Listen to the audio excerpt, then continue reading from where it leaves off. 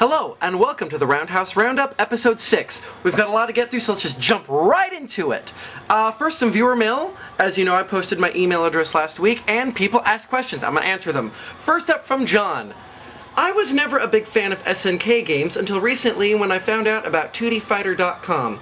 I was wondering what games would be good to play to get me into the SNK groove while waiting for KOF 12 to come out. Good question. I'm going to give you 3 games. King of Fighters 98, King of Fighters 2002, and Garou Mark of the Wolves. Garou Mark of the Wolves you can find on the Xbox Live Arcade. Go grab it. King of Fighters 98 just came out on the Xbox Live Arcade. Don't get it. I'll talk about that later. And King of Fighters 2002, you can find that on PlayStation 2 or the original Xbox. It's kind of rare, but it's worth the pickup. Those games are great because they don't have a lot of story, or they have new characters. It's easy to jump right in and feel like you're not missing much. Definitely pick those up, because those also have a really wide variety of characters. Well, maybe not such Garou, but Garou has a great feel to it, but 98 and 2002 have a wide variety of characters. Great games to get into. Next question from RJ wants to know about what good fighting games are available on the PSP. Great question. Capcom just announced a bunch of games coming to the PlayStation Store. You can get that directly on your PSP or on your PC. Some of the games include Street Fighter Alpha 3 Max and the Darkstalkers Chronicle. Fate Unlimited Codes is coming later in the summer. That's going to be an original title on PSP. Pick that up. I played it at E3. That's also going to be good. Don't forget you've got Tekken. You're going to have Soul Calibur coming out. Again, I'm not the biggest Soul Calibur fan, but it's there. In addition to the Tekken that's already out on PSP, like I just mentioned, Tekken 6 is coming later this year. I think the PSP is a great system for fighting games, and there's a lot out there. Check the online store, because there's also PS1 games. You could get Street Fighter Alpha 2 available now, and King of Fighters 99. Those are PS1 titles, and they play just fine on the PSP. I am upset. I will tell you why. King of Fighters 98 just came out today on the Xbox Live Arcade. Actually, King of Fighters 98 Ultimate Match. Super excited for it. I get it. There are 2 big things wrong with it. Excuse me, I'm throwing up in my mouth a little bit as I'm thinking about it. Number 1, the lag is terrible. We're talking Guilty Gear X2 on the Xbox. Bad. I can't deal with it. It is intolerable. But what's even worse is the other thing, number 2. The game's in Japanese. The win quotes are in Japanese. And God help you if you pick Ultimate mode between Extra, Advanced, and Ultimate, because that shit is in Japanese. I don't know how Microsoft missed that, because there's a approval process games have to go through, and I think game not in English is something they look for. I guess they don't. So unfortunately, I cannot recommend this for purchase as much as it physically pains me to do so. Don't get it. Into the meat of the episode. I've been teasing last week a review of BlazBlue. I picked it up, and here it is. You can't see me, but I'm punching my legs because I'm so excited. This game is freaking awesome. This game is like Guilty Gear for people that wanted to like Guilty Gear but weren't good at it. It's a bit simpler and it's a lot of fun. Every character has lots of fun things they can do. For example, I'm playing Lychee. She's a character with a giant staff. She can throw her staff around, fight with it, fight without it, go use it, throw it out, use it as like a projectile. It goes all over the place. So it's a lot of fun. It's easy to figure out when it's good to do and when it's good not to do. I had a very hard time getting into Guilty Gear, for example. I had this game figured out in about, what I want to do with this character, I had it figured out in about a half hour. But that's just talking about like the fighting engine. The presentation of this game is top notch. I mean, take a look at the menu screens. Pretty stuff. You've got a lot of options. You've got your standard arcade mode, you have online, you got versus. You have a gallery, which is really pretty. Got a lot of options. Score attack, I could care less. Story mode. I want to talk about story mode for a second. This is the best story mode in a fighting game ever. Guilty Gear was the champion because of its branching paths, but not only does this game have branching paths, it's got a great intro sequence that almost feels animated.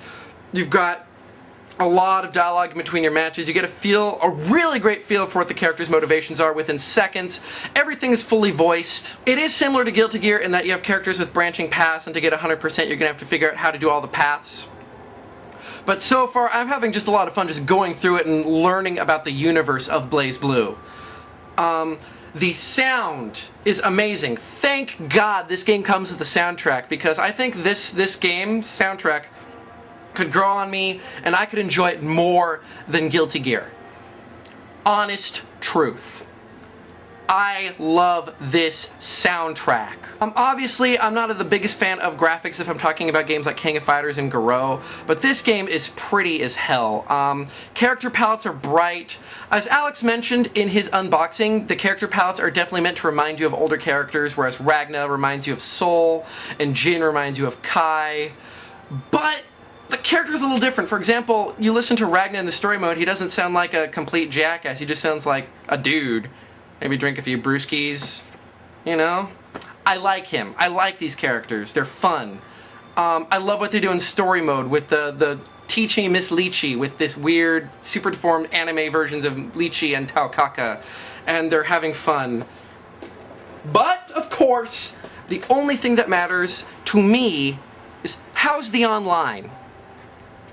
Well, it's best to look at its worst case. Last night, I was playing against random people from Japan, which is about the lowest quality connection you can get.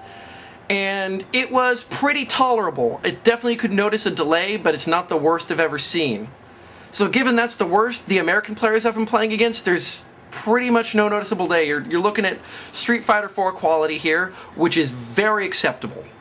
And because this game is much more fast-paced than Street Fighter IV, you're going to want to make sure that this game meets your expectations. And I can assure you, it does. This is a great fighting game for people that got into Street Fighter IV and are looking for something a little more, maybe a little more challenging, a little more technical. It doesn't have all the technical aspects of, say, Guilty Gear XX Accent Core. You can cancel your special move, but there's no weird force Roman cancel, also known as false Roman cancel. There is a burst. You can only do it once a round. There's also one less attack button. There's only A, B, and C, which stands for light, medium, and hard. Guilty Gear had punch, kick, slash, and hard slash. There's also a fourth button called drive. Drive attacks are unique to each character. For example, with my character Lychee, a drive attack lets her do something with her pole. Whether she's got it in her hand or not, something is going to happen when I press that drive button. You also have your standard supers. There are instant kill moves in this game, but they're not as broken as they are in Guilty Gear, for example. Well, I wouldn't say broken, they're never going to hit anything. But in this game, you can only do a instant kill, also known as an astral heat in this game, when you're in the final round. That is, whoever wins the round would win the match. You have a 100% bar in your tension gauge, or is it called your heat gauge? It's called your heat gauge in this one. It's very easy to compare things to Guilty Gear, and your opponent has less than 20% of their health. And they're pretty. They are very, very pretty moves, very much a notch above what Guilty Gear had in their instant kills. So this game is definitely recommended to people, especially those who have a little bit of experience in fighting games and are looking for something more. If you've heard a lot about Guilty Gear and you never got into it and you wanted something like it, this is perfect because it has a much more gradual learning curve, it's easier to grasp the game, and you're going to have a lot of fun with it, and the online is great. Did I mention that not only do they have 10 player lobbies, that is, in a player match you can have up to 6 people in your lobby and 4 spectators, you can save your replays as many as you want. That goes for both PlayStation 3 and Xbox 360 version. It's like the developers looked at the wish list that people had for online fighting games and decided to just implement them all. The matching is great. I want to talk about the matching for a second. When you select, say, a ranked custom match, you'll see a list of games, but it's also as if you created a room. Other people can see that you're looking for a match as well. It's both you're looking to join a room and that you've created a room. It's great because it gets you into the match faster. I can't be remiss without mentioning that the first releases of the game are the Collector's Edition, and I'm watching the DVD. Jessica Chobot is your host, and it's really hot to listen to her talk about things like frame advantage. I knew we had it in you, Jessica. But also you've got pros from Shoryuken.com and Dustloop.com talking about individual character strategy, and that is great. You've got video combo tutorials, basic strategies for how best to utilize your character's strengths. Absolute wonderful thing. This game is a must-buy if you are a fighting game fan. Be sure to visit www.gamesandme for all the latest news from all your favorite Games and Me celebrities such as me And that guy with the glasses. He's a weird guy. Smells good, though.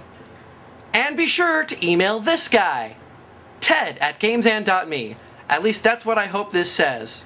Because if not, I need to fire my editor. But I'm my editor, and I can't fire myself. So be sure to stay tuned to Roundhouse Roundup for all the news, reviews, previews, and other news in the pugilistic world of punching.